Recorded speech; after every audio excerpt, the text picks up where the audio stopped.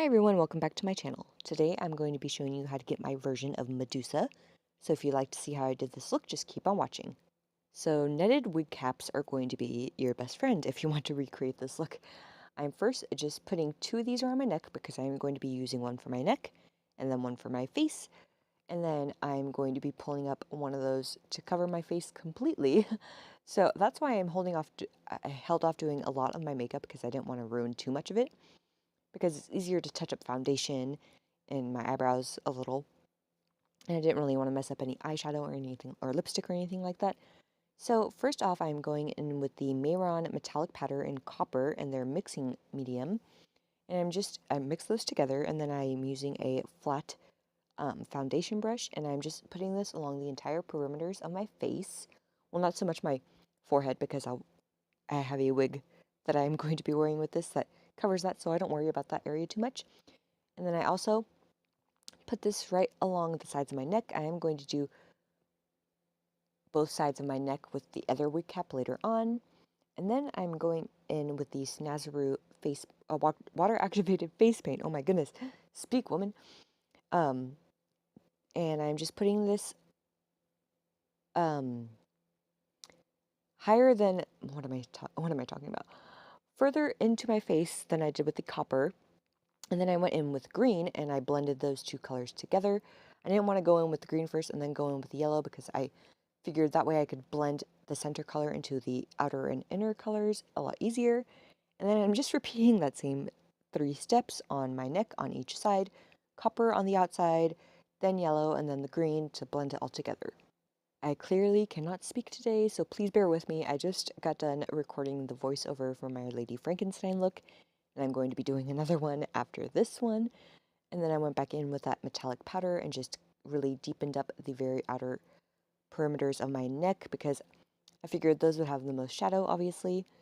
And then I went in with the Bebella Cosmetics contour palette, taking that shade, and I'm very lightly contouring where my cheekbones are, because if I press too hard, it can shift the face paint. Even though this face paint doesn't move as easily as regular cream face paint, if you drag on it enough, it will. And I didn't really want to mess up that scale pattern that I got going on from the wig cap design.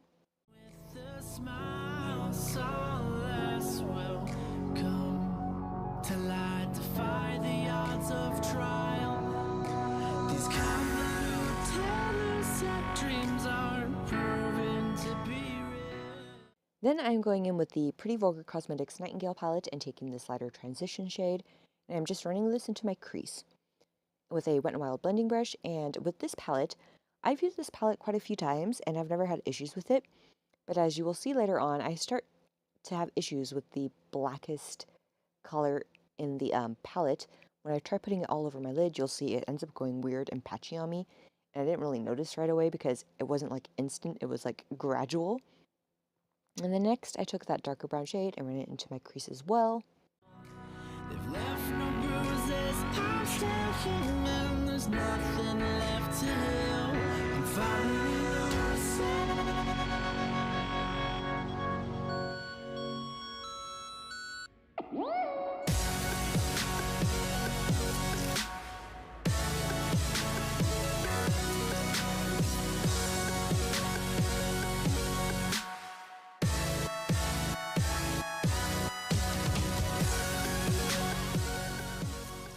Then I'm taking this darker charcoal shade and I'm running this into the crease, and then I'm just blending all those colors together. And then after this, you will see, I don't know if it was the brush I had used or I don't know. I don't know exactly what was going on, but I do end up going in with the black shade after this, using a flat shadow brush from Wet n Wild. I'm thinking maybe if I had used a slightly fluffier brush, it might have worked better, because packing it on, it looked fine at first, as you'll see right here in a moment. It looked nice and black, and then when I blended it into my, like, where the end of the black meets my crease, I started blending it. I didn't quite notice right away, but it was like starting to blend the black away. And then overall, it just started to like fade pretty fast. I do end up fixing it, not on camera. I did end up fixing it before I took photos. When I noticed finally, I was like, oh my goodness, what is going on? But next time I use the black all over my lid, I'm going to try a different technique and see if it was just because of what I was doing at the moment, or if it was just something off with the black in general.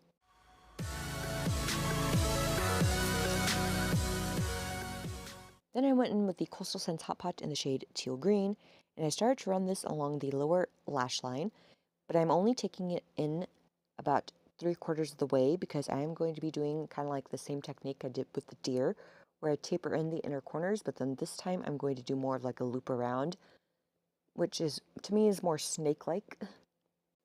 Then I went in with the Coastal Scents Hot Pot in the shade Fresh Chive and did the exact same thing, just closer to my lower lashes.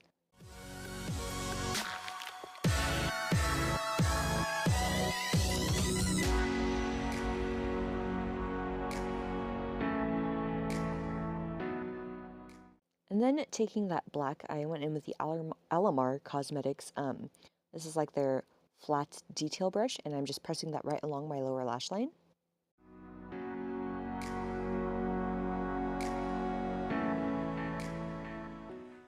And then starting off with the lighter of the two green shades that I used, I am just starting to create that inner taper swirl.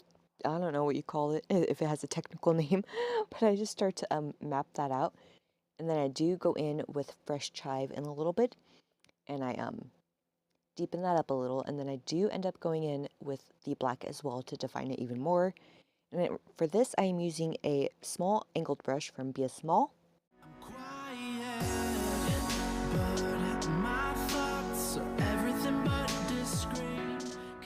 Oh yes, and then I do blend it out just a small bit with a smaller blending brush from e.l.f.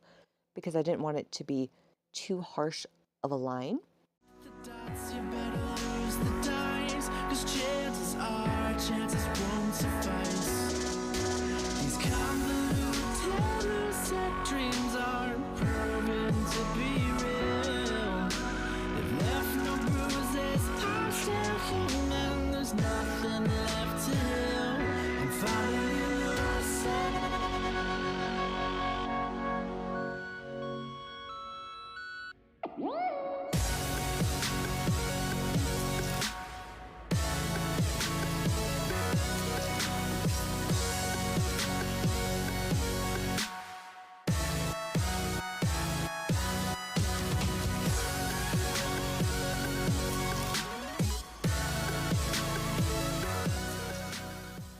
Then for mascara, I went in with the Essence Lash Princess Mascara and coated my top and lower lashes. I try not to do the lashes that were in the same area on my lower lash line as where the swoop was, because I didn't want my lashes to just be like covering up any of that open space. And then for lipstick, I went in with the Wet n Wild Liquid Catsuit lipstick in the shade Widow's Peak.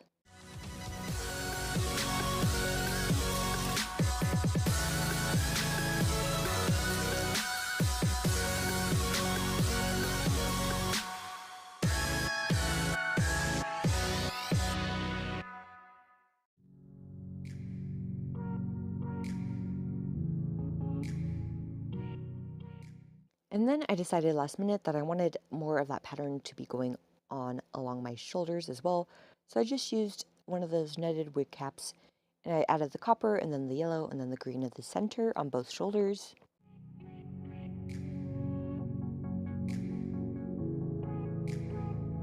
I can't resign to breaking even with a smile, so less will come till I defy the odds of trial.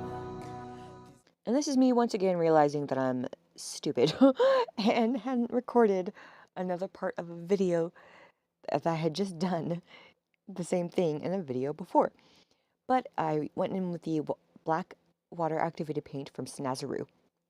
And the same technique I did in my vampire video where I did the black tears, I did along my bottom lip and let it drip down along my chin and down to my neck to give me like a black blood kind of look. I don't know.